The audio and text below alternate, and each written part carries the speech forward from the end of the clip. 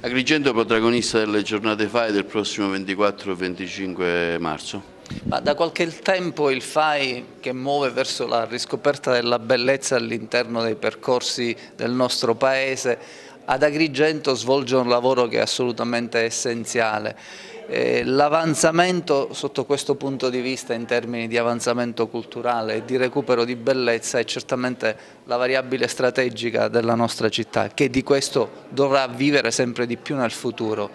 I numeri che si legano ai flussi turistici raccontano di una certificazione che si sta andando nel verso giusto e quindi iniziative come questa servono a far amare di più il nostro territorio, soprattutto alla gente del posto, e amando il nostro territorio avanziamo in termini di tutela e in termini soprattutto di crescita economica. Siamo particolarmente soddisfatti perché quest'anno ci sono addirittura 11 comuni coinvolti, per la prima volta Licata, recuperiamo Sciacca e per la prima volta appunto anche Casteltermini con la miniera di Cozzodisi. Apriamo 40 beni in tutti questi 11 comuni, molto interessante il percorso di Agrigento che è appunto il centro, ma poi anche il quartiere ebraico e il quartiere del Rabbato, quindi il quartiere del Rabbato, il quartiere arabo. E poi tantissimi beni anche in provincia, vi invitiamo a visitarli tutti se potete, 24 e 25 dalle 9 alle 13,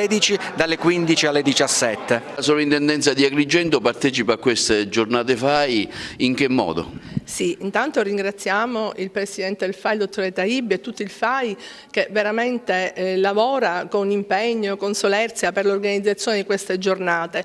Ogni anno ci sono siti sempre interessanti, quest'anno la Giudecca appunto a Rabbato dove al cui interno appunto vi è la chiesa di Santa Caterina che è stata riaperta dopo 40 anni dalla sua chiusura per gli effetti appunto a seguito della frana dalla Sovrintendenza, con un progetto che è stato finanziato dai fondi europei e che contiene numerose opere d'arte. E la Sovrintendenza, appunto il FAI, collabora quindi alla promozione e alla conoscenza, alla fruizione del patrimonio e quindi alla crescita culturale.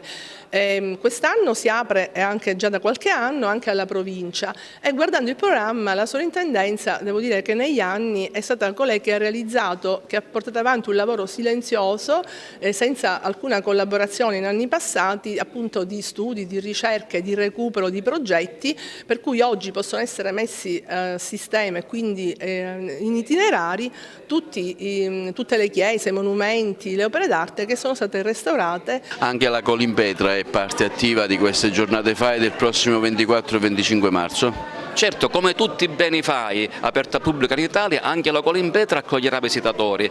Qual è il motivo? Bene, faremo vedere concretamente cosa ne facciamo delle risorse economiche che chiediamo ai cittadini con l'iscrizione, con la raccolta fondi, le donazioni, anche in queste giornate FAI di primavera, con l'SMS solidale. Cosa ne facciamo? Ecco, venite a vedere, entrate nei beni del FAI. Alla Colimpetra lo scorso anno con questi soldi abbiamo aperto l'ipogeo Colimpetra Porta Quinta, offrendo un'esperienza culturale importante ai turisti. Quest'anno invece stiamo lavorando per migliorare i servizi di accoglienza, i nuovi bagni, la nuova area attrezzata, per rendere comoda e confortevole la visita del giardino della Colimpetra.